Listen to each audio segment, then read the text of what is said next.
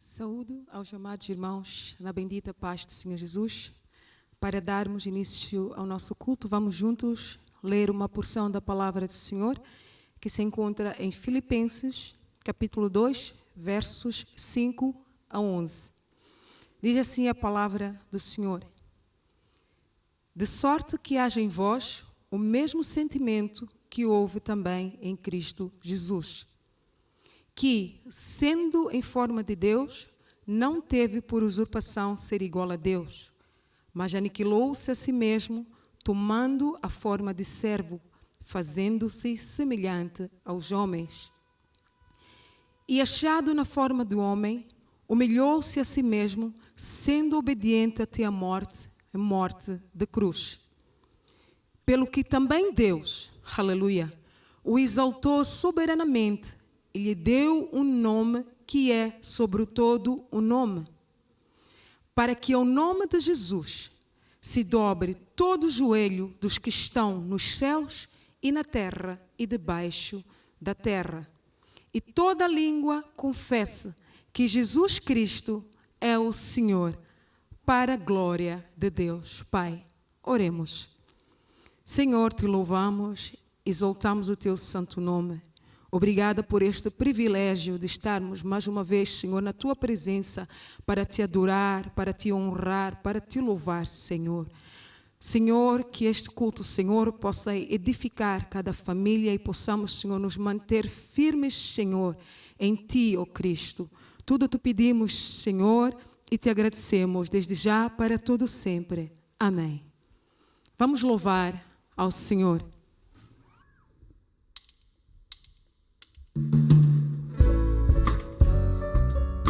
Aleluia.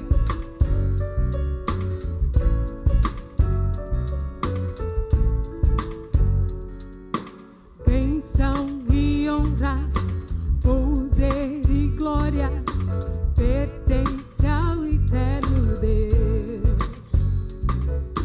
Toda a criação, geração sua, adorai ao eterno Deus.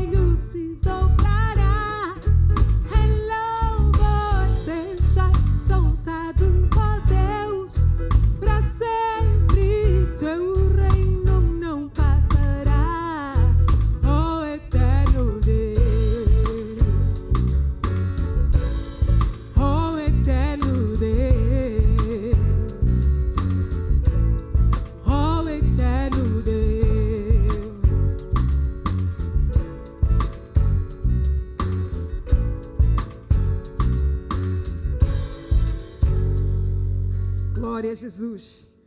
O seu reino não passará, pois Ele é eterno. Quão grande é o nosso Deus. Aleluia. O controle de tudo está nas mãos dEle. Louvado seja o nome do Senhor para sempre. Aleluia.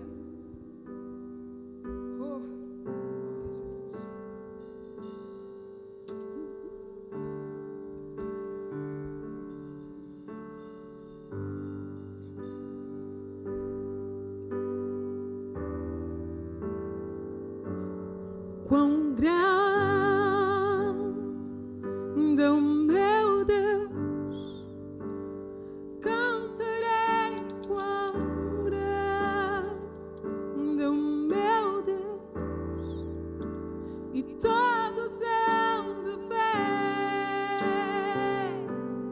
quão grande é o meu Deus.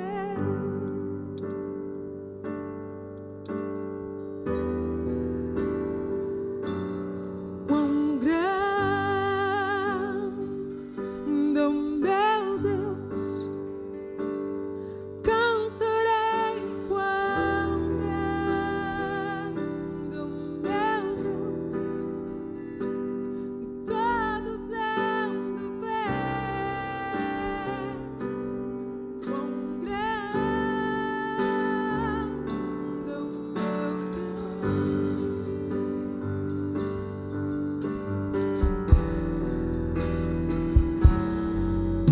com o esplendor de rei, em majestade e luz, faz a terra se alegrar, faz a terra se alegrar. Ele é a própria e as trevas vão fugir, tremer com sua voz, tremer com sua voz. Quão grande é o meu Deus, cantarei quão grande é o meu Deus, e todos hão de ver quão grande é o meu Deus.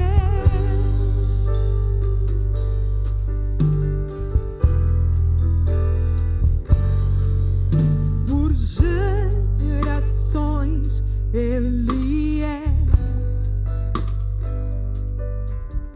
O tempo está em suas mãos, o começo e o fim, o começo e o fim. Três se formam em um: Filho, Espírito e Pai, Cordeiro e Leão, Cordeiro e Leão. Quão grande é o meu Deus, cantarei quão grande é o meu Deus, e todos hão de ver quão grande é o meu Deus.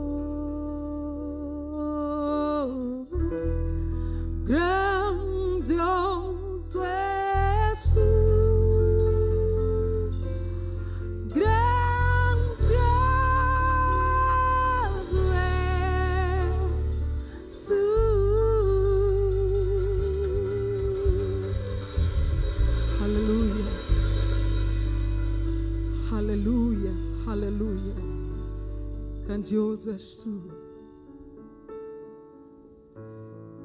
E o teu nome é Jeová. Aleluia. Oh, aleluia.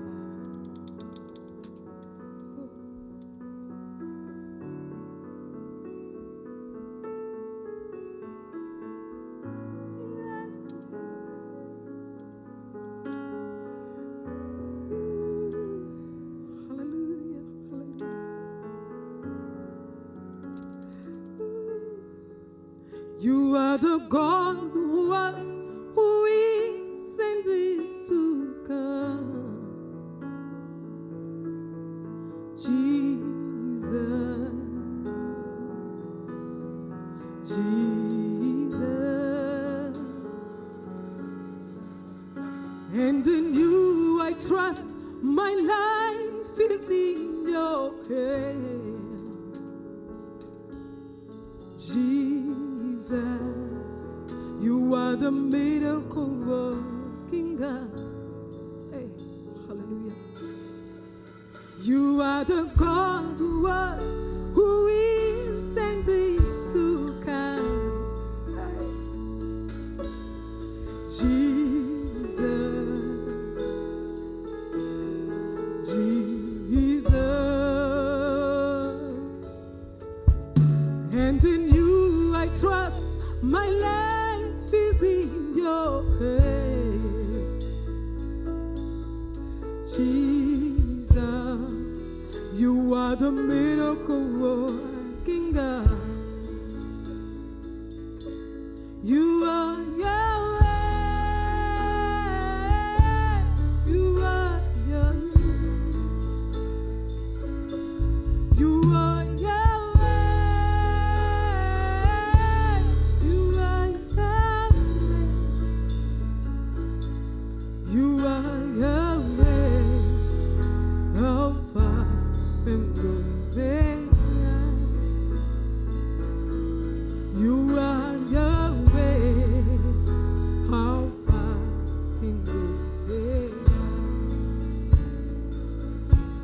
You are Yahweh.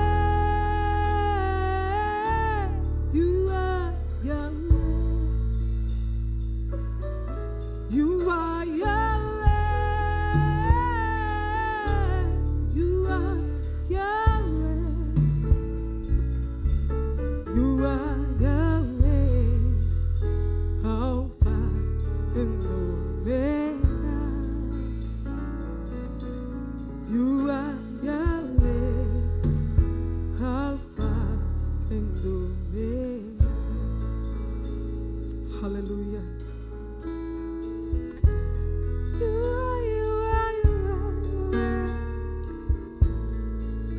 Deus onipotente, Deus onipresente, onisciente, aleluia, transcendente, aleluia. Oh, you are, Deus eterno, tu és de eternidade em eternidade, aleluia.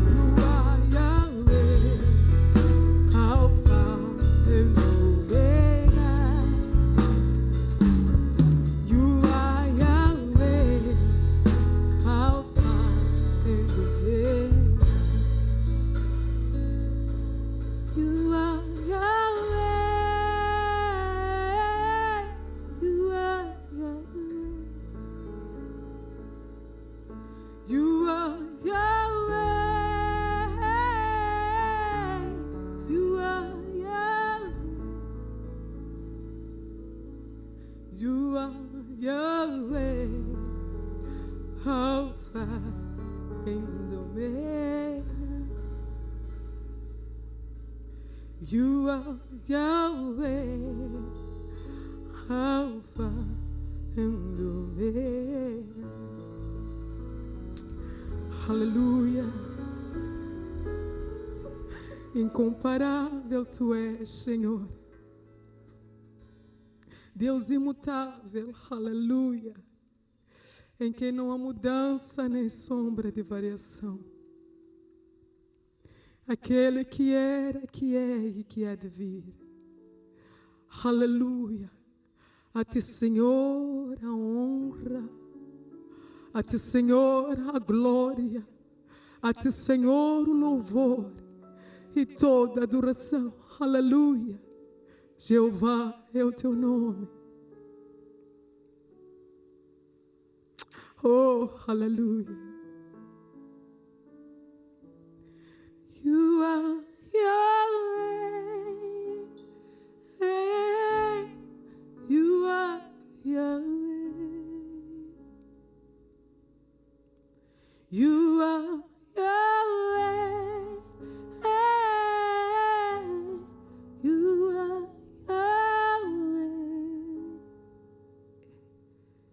You are Yahweh, Alpha and Omega. You are Yahweh, Alpha and Omega. Louvado seja o nome do Senhor Jesus. Aleluia. Baeta, Baeta, o leão da tribo de Judá. Louvado seja o Teu santo nome, Senhor. Com toda a reverência vamos ouvir a palavra do Senhor. Que Deus possa ricamente abençoar os amados irmãos. Saudações à amada Igreja do Senhor Jesus, no nome que é sobre todos os nomes, o nome do Deus da nossa salvação. Eu queria, em primeiro lugar, endereçar a minha gratidão a Deus por este dia, o dia que o Senhor fez, e nas suas infinitas misericórdias Ele nos proporciona a alegria de estarmos reunidos em volta do seu nome para a Ele tributarmos louvores, honras e glórias. A Ele sou muito grato pelo dom da vida e pela oportunidade que Ele me concede de poder partilhar algo da sua parte com um povo especial, o povo que um dia vai morar na glória. Quero também tomar desta oportunidade para trazer uma saudação e expressar o meu sentido mais profundo de apreço e gratidão ao pai da casa, o pastor Luiz Manuel, alguém que eu tenho com muita estima. Eu sempre vou dizer isto, eu acho ele muito corajoso ao nos confiar a oportunidade de falar neste altar para um povo diante do qual Deus lhe cobrará responsabilidade. Pastor, muito obrigado por nos dar esta oportunidade. Eu sei que estou contando com a sua intercessão e por isso quero agradecer. A minha gratidão também vai para o meu pastor Luiz Mapos, que também permitiu que eu pudesse fazer parte desta reunião no dia de hoje. Vamos fazer uma oração antes de entrarmos na meditação da palavra de Deus. Te damos graça, Deus grande, e também te agradecemos por nos confiar a alegria de estarmos em pé no dia chamado hoje. Pedimos, Senhor Deus, que a sua graça e misericórdia possam nos envolver de uma forma poderosa, ainda que distanciados por conta do momento trabalhoso em que vivemos. Senhor Deus, o seu Espírito possa trazer-nos para uma mesma comunhão, que através da ministração da Tua palavra, Senhor Deus, os nossos corações possam ser aquecidos, a nossa fé possa ser avivada e a nossa esperança restaurada. falamos o toque da tua parte para cada pessoa que será alcançada por esta mensagem. Haja um toque, Senhor Deus, que renova, um toque que restaura, um toque que sara o enfermo, um toque que levanta o caído, que fortalece, Senhor, o de ânimo quebrantado e que traga salvação, ó Deus, ao homem perdido. Nesta manhã, Senhor, pedimos para que haja perdão dos pecados e reconciliação do homem com Deus da sua existência. Pedimos tudo isso na esperança de que o Senhor, na sua fidelidade, fará nesta manhã algo maior, algo extraordinário, na medida da tua grandeza. No nome de Jesus oramos. Amém. Glória a Deus. Ministrar a palavra de Deus é uma grande responsabilidade, porque quem é confiado a tarefa de partilhar algo não deve trazer o que lhe agrada, não deve trazer o que sabe, não deve trazer o que lhe vai à alma. Eu, pelo menos, aprendi dos meus professores, os que me deram o ABC do Evangelho, que é preciso que nós consultemos a Deus o que é que Ele quer que o seu povo seja servido. Não sei se tive a felicidade e a graça de Deus colocar em mim nesta manhã o que Ele quer que a igreja receba, mas devo dizer que quando me foi endereçado o convite, o meu primeiro desafio foi: Deus, o que dizer à sua igreja? Eu não sou daqueles pregadores que Deus fala com eles, que ouvem vozes. Eu só sei o que está escrito e sei muito pouco. Todavia acredito que Deus vai nos agraciar para podermos partilhar alguma coisa que venha do coração dele. E para meditarmos nesta manhã na palavra de Deus, estaremos olhando para o texto bíblico que se encontra no livro de Lucas, capítulo de número 9, o verso 23, e associaremos a esta porção Mateus, capítulo 10, os versos 34 ao 36. Lucas 9, 23 e Mateus 10, 34 a 36.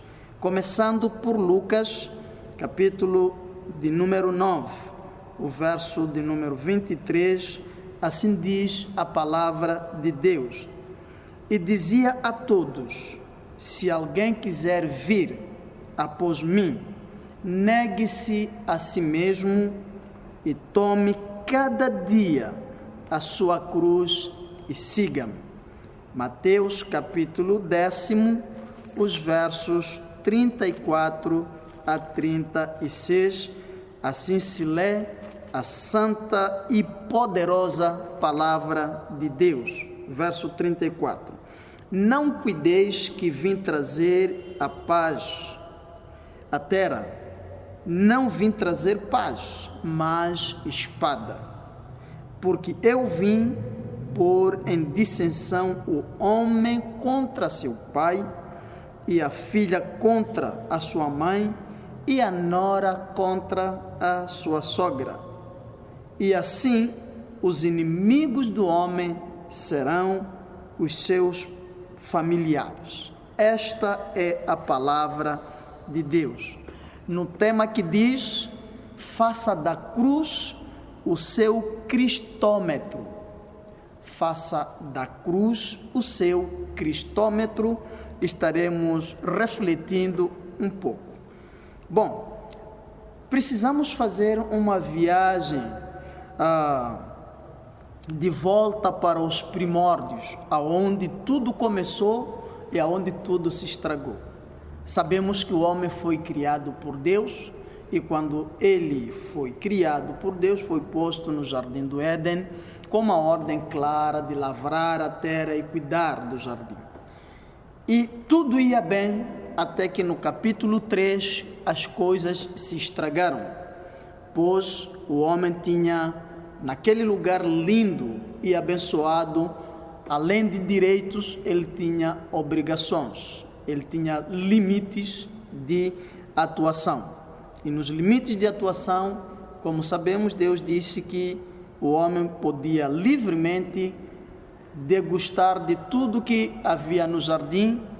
No entanto, lhe foi vedado um fruto que a Bíblia não diz o nome, e eu acho que Deus fez bem em não dizer. Já imaginou se tivesse dito banana? Nós não comeríamos banana hoje, e pensando que a banana é o problema. Sabemos que o problema não está na fruta, está na quebra da ordem. O que Deus, na verdade, estava à procura era que o homem expressasse sua dependência e provasse para Deus que ele está em condições de viver debaixo de orientações, de normas, caber dentro de balizas de orientação. Então, a Bíblia não fala, tem gente que faz especulação, e nós não vamos perder tempo com as especulações. O que nós sabemos é que a palavra de Deus diz que Deus disse ao homem: não coma da árvore do conhecimento do bem e do mal. Então, o nome da árvore é a árvore do conhecimento do bem e do mal, que é o que está escrito na Bíblia. Qualquer coisa fora disso é um pretexto. E alguém dizia que esses pretextos servem para gerar heresias. Mas no capítulo de número 3, algo inusitado acontece. O homem, ele quebra este princípio ao tomar do fruto que lhe fora proibido e come deste fruto. Ora, quando isto acontece, Deus, diz a palavra de Deus, aparece no jardim, como era de costume na viração do dia. Deus aparecia para um tempo com o homem, que expressa um momento que Deus sempre teve de comunhão com o homem no jardim do Éden. É por isso que é impossível viver longe de Deus, pois desde o começo Deus sempre pautou por uma relação de comunhão. Quando o homem fica longe de Deus, ele fica desesperado. Mas naquele dia algo estranho acontece quando Deus aparece no jardim para o habitual momento de comunhão. O homem não estava no lugar de sempre. Havia se escondido, como diz as Escrituras, e Deus procura por ele, chama pelo homem: Adão, onde é que tu estás? Minha intenção não é trazer esta narrativa, mas é focar a nossa atenção no que acontece no verso de número 15. Olhemos para o verso de número 15, só para trazer aqui o entendimento do que pretendemos trazer. No verso de número 15 está escrito: e porém inimizade entre ti e a mulher, e entre a tua semente e a sua semente. Esta te ferirá a cabeça, e tu lhe ferirás o calcanhar. Ora, depois que o homem cai no pecado e ele é expulso do jardim do Éden, a situação do homem ficou complicada, porque o homem estava separado da fonte da sua existência. Ele estava rompido, ele estava cortado, ele estava separado da verdadeira vida. Longe de Deus não existe vida. Nós somos seres vivos, nós só estamos vivos por causa da fonte da vida, que é o Deus que nos criou. Recorde-se que quando Deus fez o homem, a palavra de Deus diz que Deus soprou no homem o fôlego da vida e o homem se tornou alma vivente. Só nos tornamos alma vivente a partir do momento em que Deus depositou em nós a vida que estava nele. E isto nos leva àquela colocação do apóstolo Paulo, quando diz que nenhum de nós vive para si mesmo e que nenhum de nós é de si mesmo, porque nós somos de facto criaturas de Deus e a vida que temos é vida de Deus. Se Deus aspira, pois Ele soprou, se Ele aspirar, esta vida passa como uma neblina. O verso 3 que nós fomos buscar serve para situar aquilo que vai ser a essência da nossa conversa. No versículo 15, de capítulo 3 de Gênesis, que fomos buscar há bocado, encontramos, antes do homem ser expulso do jardim do Éden, uma preocupação da parte de Deus em resolver o problema que o homem havia criado.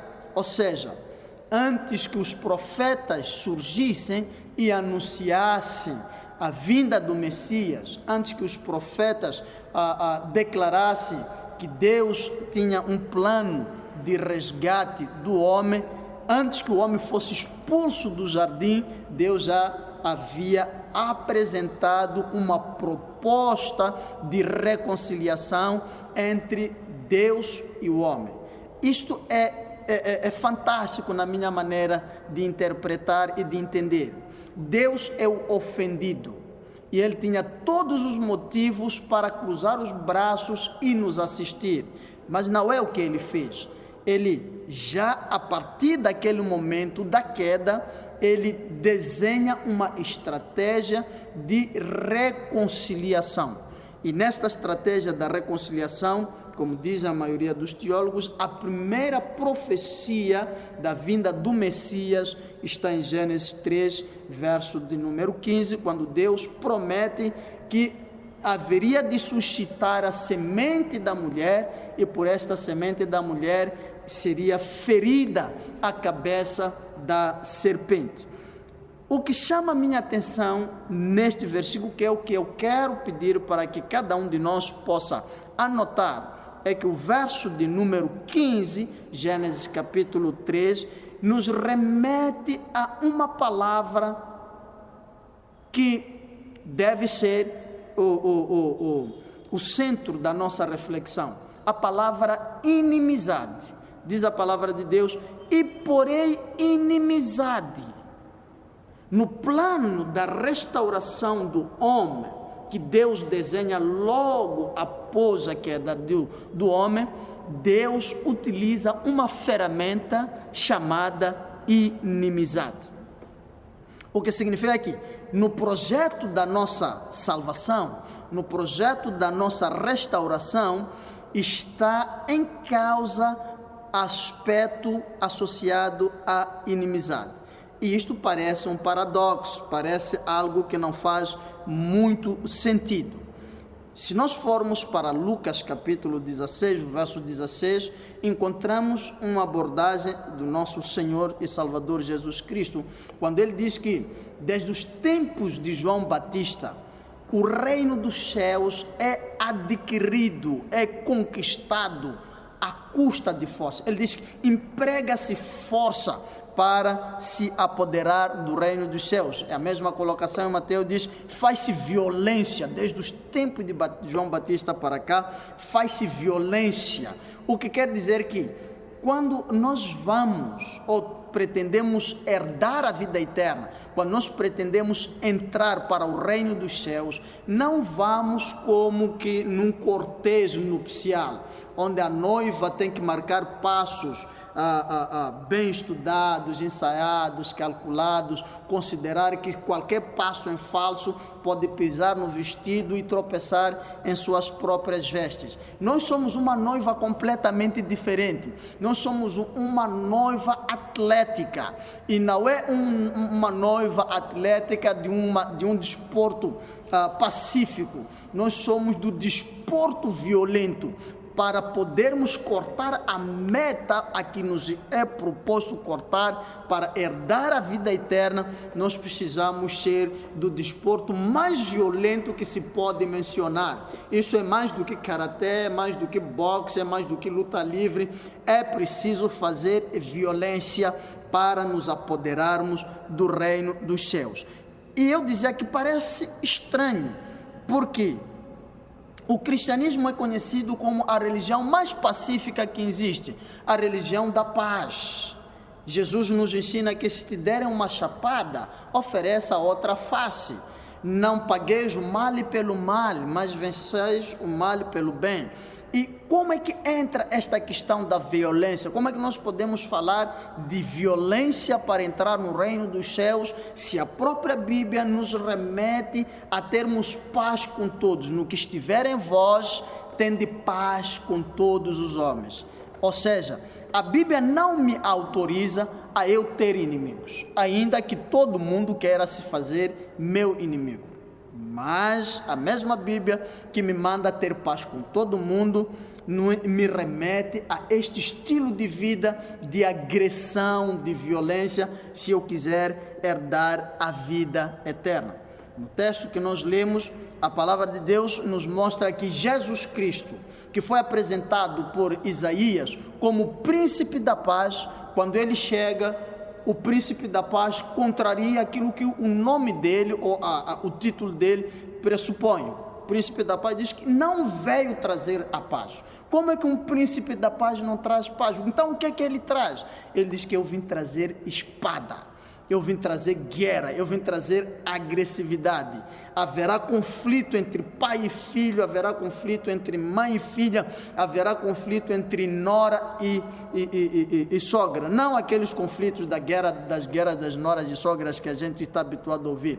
Mas há um conflito aqui que Jesus diz que é inevitável. Se quisermos herdar a vida eterna, é inevitável que haja esse conflito. Ok, tudo isso era para tentar situar o nosso assunto, a nossa conversa para esta manhã.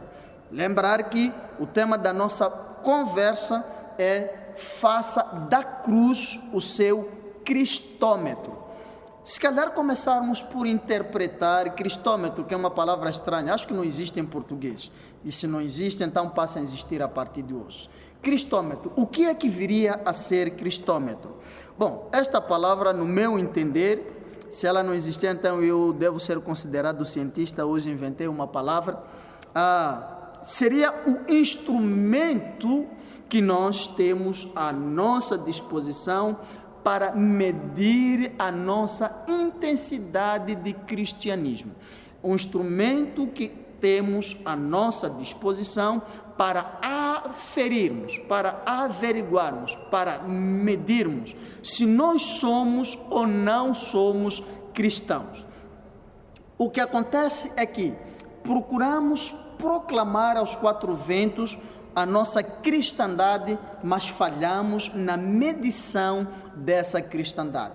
Se recorrermos a balança para medirmos comprimento, jamais saberemos quanto é que mede a largura da nossa sala, porque a balança ela serve para medir peso.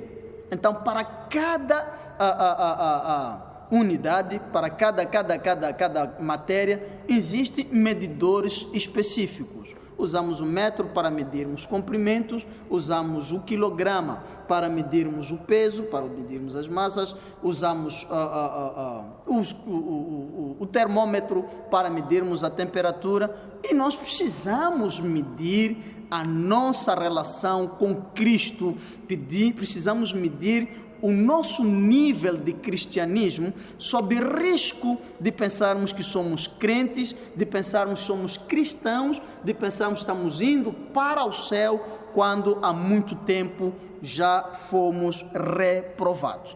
Como funciona esta questão de medição da nossa cristandade? Como funciona esta questão da medição do nosso cristianismo?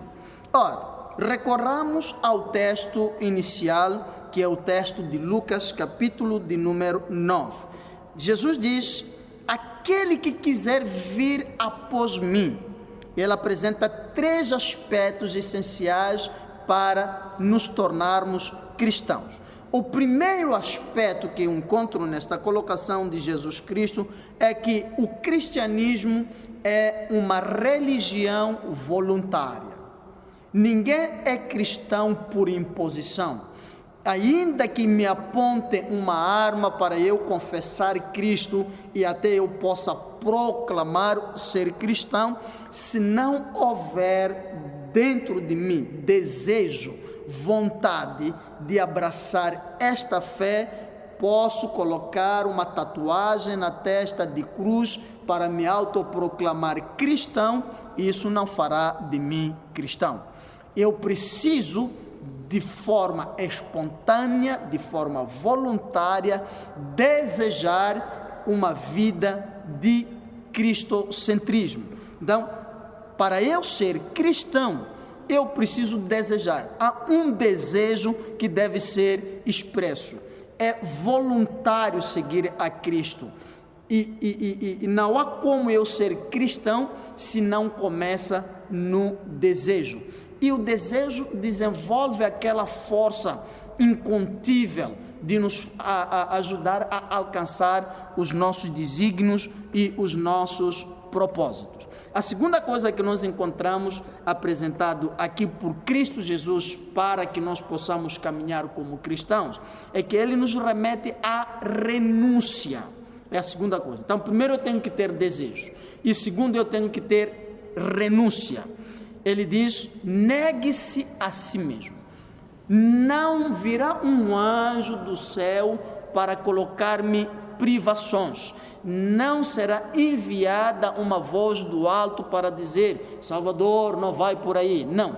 Eu devo, de forma individual, estabelecer para mim mesmo negações. Eu devo estar em posição de dizer não para mim mesmo. Isso chama-se renúncia. Quando nós aceitamos a Jesus, os céus não entram na nossa estrutura intelectual, emocional e fisiológica e fazem transformação. Não recebemos chante espiritual e deixamos de ser as mesmas pessoas em termos de estrutura emocional, psicológica e física que nós éramos antes de conhecer a Jesus. Continuamos tendo a nossa mente funcionando como sempre funcionou, as nossas emoções, as nossas vontades, os nossos desejos, operando em pleno, como operavam quando estávamos desgarrados, perdidos e no mundo sem Deus, sem esperança. Mas quando nós viemos a Jesus, precisamos nos renunciar. E essa renúncia está associada à autonegação. Por exemplo, se nós, antes de conhecer a Jesus, tínhamos uma tendência por um vício qualquer, alguma coisa que alimentava os prazeres da nossa carne, alimentava os nossos desejos. Ao aceitar a Jesus, essa coisa não morre por você ter dito sim a Jesus. Essa coisa morre por você dizer a ela que não mais lhe satisfará porque você decidiu satisfazer a um outro Senhor. Isso é que é renúncia. Deixa eu pegar exemplos práticos. Alguém que vem a Jesus e tinha problema de alcoolismo. Quando chega a Jesus, não há um anjo que chuta o copo quando estiver na sua mão. Não há oração que vai fazer o copo se despejar se você pegar. Se você pegar no copo, pode até falar em línguas para repreender o copo vai descer goela abaixo. O que você precisa fazer é olhar para o copo e dizer: eu não toco mais em você, porque eu decidi abraçar a Cristo Jesus. Se alguém tem problema com sexualidade, fornicação, adultério, prostituição, quando vem a Jesus, os hormônios não morrem e não se convertem. Continuará tendo os mesmos impulsos, os mesmos instintos, mas caberá a esta pessoa que decidiu dizer sim a Jesus, renunciar à violência desses desejos e concordar com a voz do seu Salvador. É isso que Jesus diz: negue-se a si mesmo. E você sabe por que Jesus recomenda que nós nos auto-neguemos? Que é para ele não ter trabalho ao longo da caminhada de andar a expulsar amantes, namorada. Esse não é trabalho dele. Ao longo da caminhada com Cristo, Cristo não pode ficar a dizer: Joana não faz isso, Maria não. Eu é que devo dizer a mim mesmo: Salvador não vai à discoteca, Salvador não vai à boate, não bebe, não fornique, não adultere. Eu é que devo fazer isso. E Deus se encarregará de cuidar de outros aspectos ao longo da nossa caminhada. E a terceira coisa que nos torna cristãos, ou para nos tornarmos cristãos, é coragem. É preciso coragem. Diz a palavra de Deus: siga. Sigo a Cristo para onde? Nunca fomos ao céu, não sabemos se de facto o céu existe. ou não existe, se a beleza que se desenha de facto está lá. Ir para o céu é um ato de coragem. Seguir a Jesus é um ato de altruísmo. É assumir uma viagem para uma terra desconhecida. E nós podemos perceber que esta coisa de caminhar com Deus por um caminho desconhecido não começa hoje conosco. Quando Deus chamou Abraão, disse a ele: Abraão, sai da tua terra e da tua parentela e vai para uma terra que eu vou te mostrar. Detalhe zero. Deus não deu nenhum detalhe. Quer ir comigo? Tenha coragem de me seguir. Um Deus que ele não viu. Abraão vivia numa terra idólatra, tinha muitos deuses visíveis. Agora ele larga os deuses de pau, de madeira, de pedra, que ele sabia tocar, ele sabia onde estavam fixados, para seguir um Deus que só ouviu uma voz, não lhe vê e não sabe para onde ele vai. Isso é muita coragem. Eu estou a imaginar a família de Abraão e os amigos, ele a dizer assim: olha, minha família, meus amigos, esse é o nosso último jantar, amanhã muito cedo, eu e a minha esposa, vou levar meu sobrinho, porque como não tem pai, pronto, não vou deixá-lo sozinho, e nós vamos sair daqui, estamos indo sem regresso. A pergunta humana, óbvia, é: para onde vão? E ele dizer: não sei. Isso é coisa de doido, louco. E o cristianismo é assim mesmo, coisa de loucos. Quando Deus chama Moisés, faz a mesma coisa. Moisés vai tirar o meu povo do Egito. Ok, diga a Faraó para liberar o povo. Caminho de 3 dias para celebrar uma festa no deserto. Deus, há muita coisa aqui que não está na lógica. Há muita coisa que não cabe no intelecto humano. Mas Moisés não faz questionamentos a Deus. Depois que Moisés concluiu que quem falava com ele era Deus, os primeiros questionamentos de Moisés, ele queria estar seguro de que falava com Deus. Quando ele chega ao entendimento de que ele está caminhando com Deus, os questionamentos dele terminam e ele começa uma jornada sem explicação. E o resto foi acontecendo ao longo da caminhada. E Jesus faz a mesma coisa. Alguém quer vir após mim? Negue-se a si mesmo, tome a sua cruz e siga-me. Vamos para onde? Você vem após mim. Eu conheço o caminho, vós não sabeis o caminho, mas eu sou o caminho, a verdade e a vida. Então, sigam-me. Tanto, o cristianismo não acontecerá enquanto nós não tivermos coragem. A vida é baseada em escolhas, e a escolha é produto de avaliação entre uma e outra coisa. Por exemplo, eu posso decidir entre comer prego no pão ou então uma chiguinha. A escolha será baseada entre o que é mais agradável ao meu paladar em relação ao outro. Mas o cristianismo, nós não temos os dados completos para tomarmos essas decisões. Entre o ficar na terra onde nós conhecemos as praias do Bilene, de Vilanculo, e ir para o céu que nunca vimos as ruas de ouro, e nós mesmo assim decidirmos que queremos abrir mão das coisas que se vê para abraçarmos aquelas que não se vê. E quando nós entramos nesse nível, quer dizer que estamos falando a linguagem das escrituras sagradas, chama-se fé. Então, tomamos esta coragem e seguir a cruz, a Cristo. Agora, repare algo interessante. Quando Jesus diz para nós o seguirmos, ele enfatiza o aspecto tomar a sua cruz cada dia. Não é tomar no dia que eu digo sim a Jesus, eu tomo a minha cruz cada dia. Significa que a cruz no cristianismo, ela deve estar presente todos os dias da minha vida. E o que é que devemos entender por cruz? Devemos entender por cruz não um objeto, seja ele metálico ou de madeira. Nós devemos entender cruz no sentido figurado. Cruz representa esta atitude da autonegação, da autoprivação, a capacidade que eu tenho de lidar todos os dias com as minhas vontades, com os meus desejos, que conflituam com a palavra de Deus, e dizer não ao que talvez mais gosto nesta vida. E quando eu sou capaz de negar as coisas que o meu eu deseja, eu estou tomando a minha cruz e seguir a Cristo Jesus. Significa que sem renúncia, meus amados, não há salvação. Não podemos pensar que, assim como nós sabemos, de acordo com a palavra de Deus, pelo Espírito Santo nós clamamos Abba, Pai. Não podemos nos iludir e pensar que o céu é casa do papai.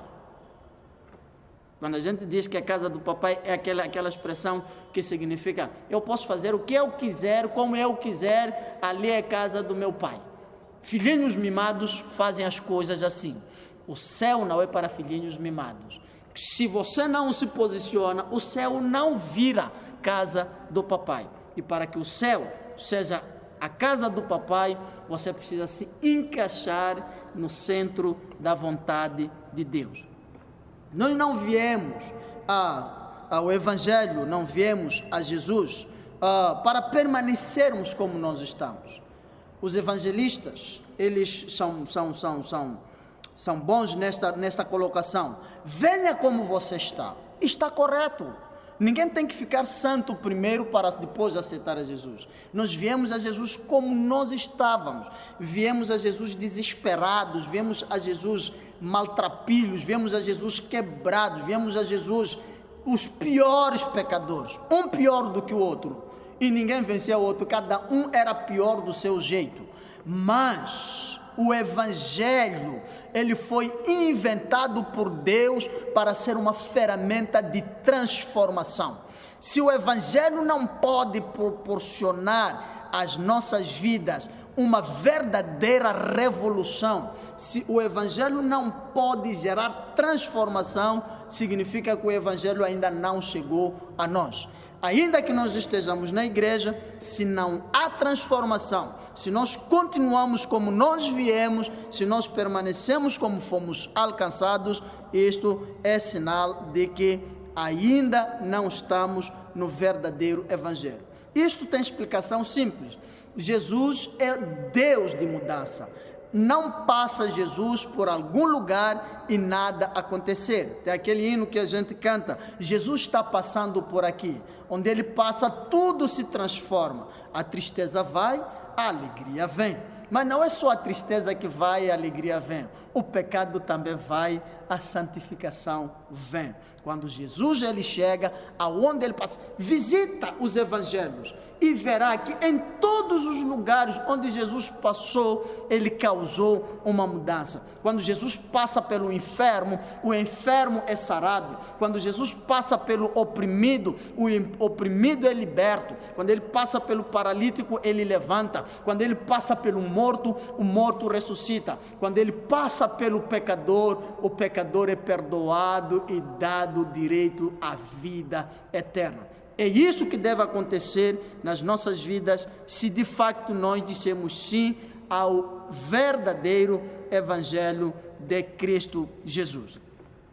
O grande problema que nós estamos a ter nos nossos dias é a existência de crentes privilegiados. Na verdade, são crentes que se auto-privilegiam, que requerem para si mesmo privilégios que as Escrituras não lhes concedem. O que é que eu chamo de crentes privilegiados? Falo daquelas pessoas que acreditam piamente que podem conduzir as suas vidas como lhes apetece, que podem usar as Escrituras como lhes agrada ao seu entender e à sua interpretação. Os inimigos da cruz agem como se fossem agentes privilegiados. Todas aquelas pessoas que procuram se posicionar dentro do Evangelho com teologias, com ideologias, com postura, com posicionamento, que contrasta com as Escrituras e acham que podem defender isso, é porque essas pessoas se consideram pessoas que têm acesso direto, como se fosse crente que no meio do tráfego não precisa formar a bicha, porque está numa escolta presidencial que vai abrindo o caminho para ele. O que abre-nos o caminho ao acesso da presença de Deus é a palavra de Deus. Não existem aqui filhos enteados.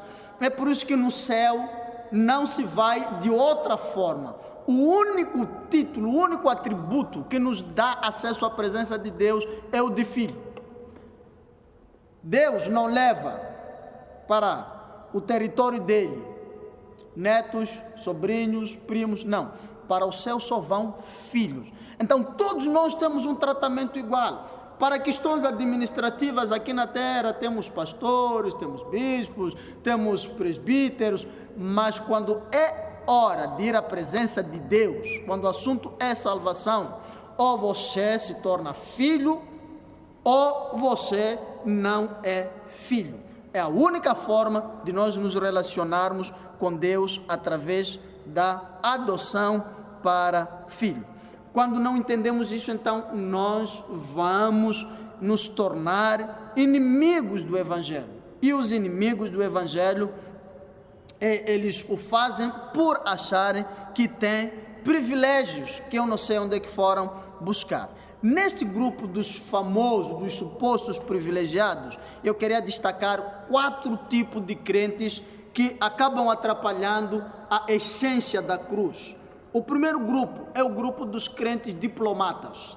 Os crentes diplomatas são aquelas pessoas que não entram no critério de Cristo Jesus. Se alguém quiser vir após mim, negue-se a si mesmo, tome a sua cruz e siga-me. Então são pessoas que não se encaixam no desejo, até tem desejo de ir, mas um desejo de acordo com as suas convicções, não tem renúncia e vão seguindo Cristo do jeito que melhor lhes apraz. O crente diplomata acredita que é possível sentar num parlamento e discutir aspectos da lei de Deus.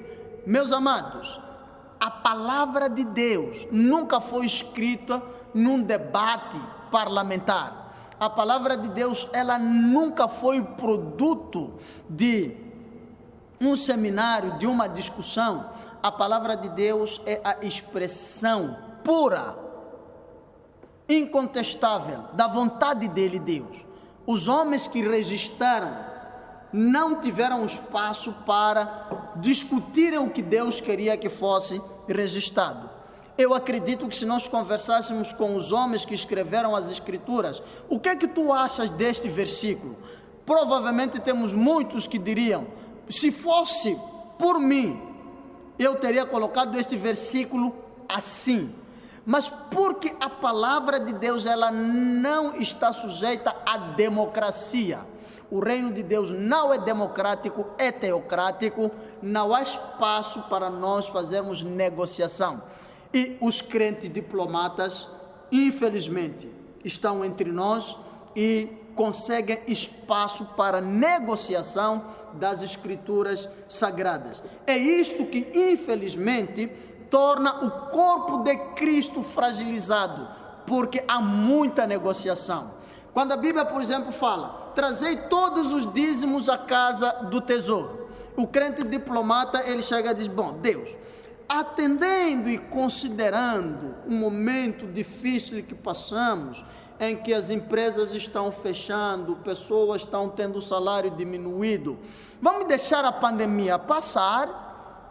Ademais, até o próprio governo está estabelecendo algumas restrições e depois nós voltamos a conversar em volta dos dízimos. O dízimo, como qualquer outra colocação das Escrituras, não está sujeita às condições atmosféricas, está sujeita à vontade de Deus e deve ser cumprido. Como diz a palavra de Deus: tudo que colocar na minha mão, certamente darei o dízimo. Colocou no tempo da abastança, colocou no tempo da crise. Quando eu falo dízimo, falo de outros aspectos das Escrituras. Não temos campo de manobra, não temos espaço para sentarmos e discutirmos a aplicação do que Deus colocou como estatutos. Mas o crente diplomata consegue isso. Sinto que enquanto eu falo, tem crente que está negociando algumas coisas com Deus, para a sua cura. Para de negociar e concorde com Cristo Jesus. O segundo tipo de crente que causa problema para a cruz são os crentes filantrópicos, os humanistas. Os crentes filantrópicos são especialistas em fazer caridade, ações, obras benevolentes para com o pecado e o mundo. É do tipo de crente que diz assim: vamos devagar, é preciso respeitar o tempo. Uma vez cruzei com alguém, era professor, eu acho que era professor, e dizia: eu trabalho com jovens e são novos convertidos, e na minha sala de aulas eu ensino a eles que sexo antes do casamento é pecado, mas eu sei que eles estão vindo do mundo num ritmo acelerado de atividade sexual, e eu não quero criar problemas de inércia. Então eu ensino a eles que eles vão parando devagar, vão travando aos poucos. Então se eles vinham com fornicação diária, então eles vão começar a fazer escala, uma vez sim, uma vez não. Eu olhei para ele e disse: eu não sei qual é o versículo que você usa, isso vai criar um choque. Eu sei que vai criar um choque, mas a Bíblia cria choques. A Bíblia invade a nossa vida, a vida traz quebra. Não me parece que Zaqueu se tenha convertido de forma gradual. Quando ele entendeu a mensagem, a conversão dele foi ali. Que evangelho é este, em que nós vamos agindo de forma benevolente para com o pecado? E os filantrópicos, os crentes filantrópicos são assim. Os crentes filantrópicos são aqueles que dizem: olha, já que falhou mesmo, arranjou uma segunda esposa, para o bem dessa segunda esposa, prontos, vamos adotar que fiquem as duas esposas. Isso é filantropia para com o pecado, e não encontro cobertura bíblica para isso. Para as escrituras sagradas, pecado é pecado e não há negociação. Crentes inovadores, outro grupo que precisa ser banido entre nós. O que são crentes inovadores? Os inovadores são aqueles que agem para com as coisas de Deus de forma criativa. Uma das coisas que entristece muito o meu coração nos nossos dias, nos crentes da minha geração, que eu não vi nos nossos pais, que eu não vi naqueles que nos anunciaram o Evangelho. Eu tenho referência das pessoas que me apresentaram Jesus. Eu aceitei a Jesus na Assembleia de Deus de Nampula, com o pastor Vitor, um homem que eu admiro muito, um homem que eu amo de coração. Aproveito e mandar um abraço para ele. Ele nunca negociou com o pecado e nunca tolerou isto. E eu fui vendo isso com os nossos pais, os pastores Luís, que são as pessoas que passaram esta palavra para nós. E hoje em dia nós estamos a entrar numa época em que às vezes eu paro e me pergunto: o que é que vai ser da igreja de Jesus quando estes pilares que hoje temos, que ainda defendem a santa e pura mensagem da cruz, forem embora? Numa geração em que os jovens podem converter o pecado em evangélico. Os inovadores fazem isso. Então nós temos que começar a criar um estilo de ministração que é confortável, que é cômodo às tendências atuais. Então nós não podemos mais trazer uma mensagem como se pregava para os jovens há 20 anos atrás, porque os tempos são outros. Me mostra o versículo que diz: quando passarem os tempos, Jesus muda de figura. Na minha Bíblia está escrito que Ele é o mesmo ontem, hoje e eternamente. O que quer dizer que da mesma forma que no passado pudor era pudor, hoje continua sendo pudor e não se negocia. Da mesma forma que há 50 anos atrás também tinha moda, o jovem não vestia como o mundo vestia, na nossa geração o jovem não pode vestir como o mundo veste. Não vamos converter o mundo, ou melhor, não vamos levar o mundo para a igreja, nós vamos levar a igreja para o mundo. Porque quando nós levamos a igreja para o mundo, a igreja vira a luz da terra. Mas quando nós levamos o mundo para a igreja, o mundo apaga a luz que é a igreja. Isso é problema de crentes inovadores. É comum hoje entendermos que é preciso até palestras para isso, como pregar para jovens, como pregar para empresários, como pregar para senhoras. Pregas para os jovens, pregas para os empresários, pregas para as senhoras, para os homens, como se pregava no tempo de Abraão, de José, de Jacó, porque o Deus que se prega nos nossos dias continua sendo o mesmo de que se falava no tempo dos apóstolos. O evangelho é radical, Então não temos como inovar, e os crentes inovadores diluem o nosso trabalho.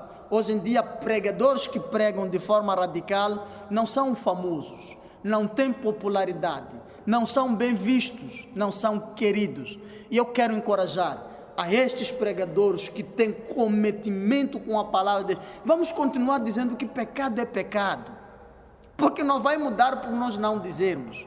E vamos continuar fazendo o nosso trabalho de anunciar o Evangelho santo, puro e sem mistura de Cristo Jesus. E depois temos os crentes cool. Para além dos inovadores, nós temos o crente cool. Esse já é mais pacato. Esse aqui está de bem com todos. Ele não quer problema com Deus, por isso que hoje está sentado acompanhando o culto. Mas quando terminar este culto, ele também vai estar de bem com Lúcifer. Ele atende todos da mesma maneira, ok? Ele não quer criar problemas com Satanás e também não quer criar problema com Deus. Então ele fala amém, glória a Deus, aleluia, e também fala that's good. Ele está nos dois lados. Deixa eu te ajudar, crente cool. Não existe muro para você parar nas coisas espirituais. A fronteira que separa os céus do inferno é tão fina que não dá para parar nem com pé de agulha. Ou você está em Deus ou você está no inferno.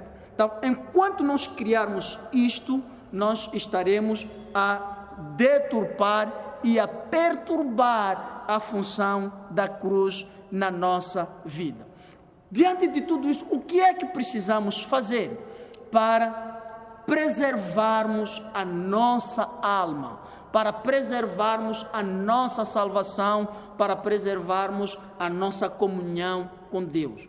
Nós precisamos usar o cristômetro correto, e o cristômetro correto é a cruz. Então, eu quero lhe convidar, a partir de hoje, olhar para a sua vida, para a sua caminhada com Cristo, referenciado a partir da cruz, porque tudo começou na cruz. Há um hino em Xangana que diz: começou na cruz. Se somos o que somos, se estamos onde nós estamos, é porque alguém foi à cruz, pagou preço pelas nossas transgressões, a fim de nos reconciliar com Deus que nos trouxe à existência. Em Mateus capítulo 7, verso 21, Jesus traz uma abordagem sobre a entrada pelas portas da eternidade. E a abordagem dele é deveras preocupante, porque nesta colocação, Jesus explica que não basta dizer que Ele é Senhor para você herdar a vida eterna. Ele explica-nos que não nos devemos iludir por pertencermos a uma igreja que prega a salvação, frequentarmos com regularidade os cultos, sermos batizados nas águas e no Espírito Santo, falarmos em línguas, orar pelos enfermos ficarem curados, expulsarmos demônios, ressuscitarmos mortos, para nós sermos salvos. É por isso que nesse texto diz: naquele dia muitos me dirão: Senhor, em teu nome expulsamos demônios, ressuscitamos mortos. Talvez trouxemos muitas pessoas à salvação, mas Jesus diz que eu direi a estas pessoas: apartem-se de mim, malditos, que não vos conheço. Eu creio que esta vai ser a pior frase que o ouvido de um ser humano pode escutar, principalmente depois de ter aquecido o banco da igreja, depois de ter tomado ceia e no fim ouvir Jesus dizendo: aparte-se de mim que eu não te conheço. Para não ouvirmos esta voz do aparte-se de mim, nós precisamos fazer um exame diário, precisamos fazer um exame constante da nossa caminhada com Cristo Jesus. Nós precisamos todos os dias avaliar. Nós sabemos que a qualquer momento nós podemos ser surpreendidos, ou com a morte ou com a vinda de Cristo. Nós somos daquelas pessoas que devem viver em prontidão combativa, porque não sabemos a hora, não sabemos o dia que o Filho do Homem virá para nos tomar, de forma coletiva ou de forma individual. E quando esse dia chegar, nós temos que estar prontos, temos que estar preparados para subir com o Senhor. E é aqui onde nós somos chamados a todos os dias fazermos a medição do nosso cristianismo, a todos os dias avaliar se permanecemos na fé ou se estamos decaídos da fé.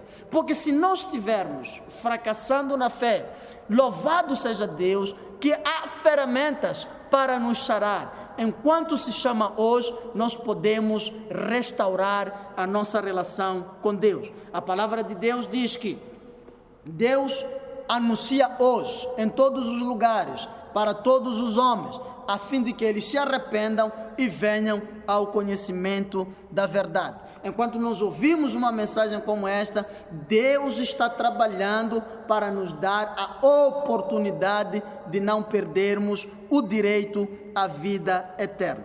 Eu quero terminar mostrando 3 coisas que a cruz produz no crente, e isso vai nos ajudar a usar de forma correta o cristômetro, a ponto de não corrermos o risco de perdermos a nossa relação com Deus e não nos apercebermos que estamos decaídos. Para nós usarmos de forma correta o cristômetro, nós precisamos saber que, uma vez convertidos, a cruz ela vai produzir em nossas vidas três coisas essenciais. Primeiro, a cruz combate os nossos desejos mundanos. Se nós abraçamos Cristo e tomamos cada dia a nossa cruz, a cruz que nós tomamos em nossas vidas, ela gera uma briga constante, ela gera um combate, ela se levanta, ela é implacável para com os desejos mundanos. Pode conferir Gálatas capítulo 5, verso de número 17. Então, você tem que ficar preocupado quando os desejos da carne invadem a sua vida. Então, não tem nada que apita te dizendo, isso não está bem. Quando não há nada, não há nenhum sinal tocando, significa que a cruz foi jogada fora há muito tempo.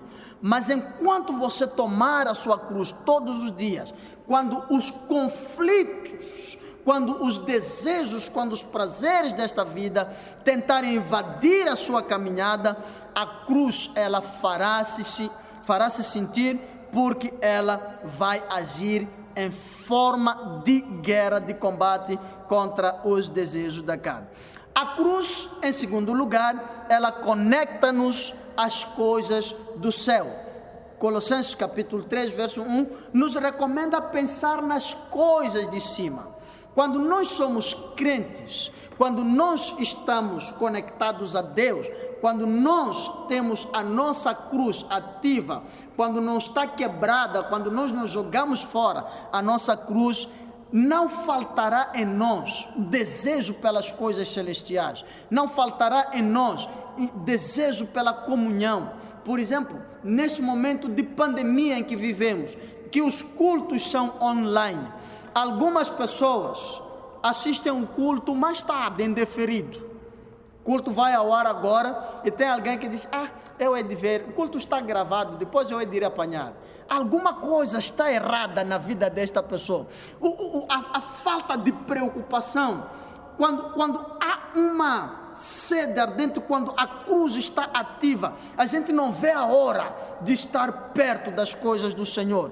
Aquele desejo que havia em Davi: alegrei-me quando me disseram, vamos à casa do Senhor. Era a cruz atuando na vida dele, conectando-lhe as coisas de Deus. Quando as coisas de Deus começam a ficar para o segundo, para o terceiro, para o quarto plano, alguma coisa está errada com a sua cruz. A sua cruz pode estar enferrujada ou então está quebrada, e na pior das hipóteses ela já foi jogada fora. Então avalia todos os dias como é que está o seu prazer, como é que está a sua paixão, como é que está o seu desejo pelas coisas de Deus. Desejo de orar, desejo de louvar, desejo de ler a palavra, desejo de estar com os irmãos, desejo de ir à casa do Senhor, desejo de partilhar a palavra com alguém que não conhece Jesus. Quando chegamos àquele nível de chegar no local de trabalho, na escola, e encontramos pessoas envolvidas em conversas promíscuas, e nós temos prazer nessas conversas, significa que você jogou fora a sua cruz há muito tempo. Então, quando isso acontece, você tem um cristômetro te indicando que os seus níveis de envolvimento com a causa do Evangelho são muito baixos. E em terceiro lugar e último, a cruz torna-nos inimigos do mundo. Nos torna inimigo. A palavra de Deus em Tiago nos mostra que não há amizade. A amizade do mundo é inimizade contra Deus. E se você for bem-vindo diante do mundo, quando você chega no mundo é recebido de braços abertos. Quando você chega para as coisas que são do mundo, o mundo diz: uau, não víamos a hora, estávamos mesmo à sua espera. Sinal de que a sua cruz já foi jogada fora. Nós podemos usar aquele pensamento de que o diabo foge da cruz. A ideia de fugir da cruz não é das estacas cruzadas, mas é do que está na cruz. Então, a cruz ativa na sua vida fará com que a sua relação com o mundo não seja das melhores. Lembra-se do que nós chamamos no início, Gênesis capítulo 3. E porém inimizade entre ti e a tua semente. Crente que tem amizade com o mundo, quando nós falamos do mundo, entenda que nós estamos a falar do aspecto geográfico, nós estamos a falar de todo o sistema de coisas que são antibíblicas, que contrastam-se com as escrituras. Então, o crente que está com a sua cruz em pé, ativa, é impossível que se entenda com o mundo, porque não fomos chamados para sermos amigos do mundo, mas nós fomos chamados para guerrear todos os dias com o mundo. Evangelho de Cristo que salva é um evangelho de guerra, é um evangelho de conflito, de luta. É por isso que diz a palavra de Deus: os inimigos do homem serão sua própria família. Não é levantarmos basqueiro dentro da nossa casa, mas é as pessoas não concordarem com o nosso modus vivendo, porque elas querem seguir rituais, querem seguir por um caminho que nós não seguimos por ele. Se você não tem inimizade com o mundo, se você anda de braços dados com o mundo, se você se abraça às coisas do mundo, então o cristômetro indica níveis baixos de sua relação com Deus. Então, meus amados, estes três elementos podem ser vistos como escalas de medição da nossa cristandade, da nossa permanência nas coisas de Deus. Termino dizendo o seguinte: não receie a cruz, ela tem a glória que tu precisas. Não precisa ter medo dela. Em algum momento a cruz nos levantará tempestades e tribulações, mas a palavra de Deus diz que a glória que está por vir não é em nada de se comparar com as aflições deste mundo. Então não precisamos recear as tempestades que a cruz vai levantar para nós. A dureza da cruz é sinal de que tu aborreces o mundo. Quando parecer que tu carregas uma cruz pesada, quando parecer que a tua cruz é dura, significa que tu não te misturas com as coisas deste mundo.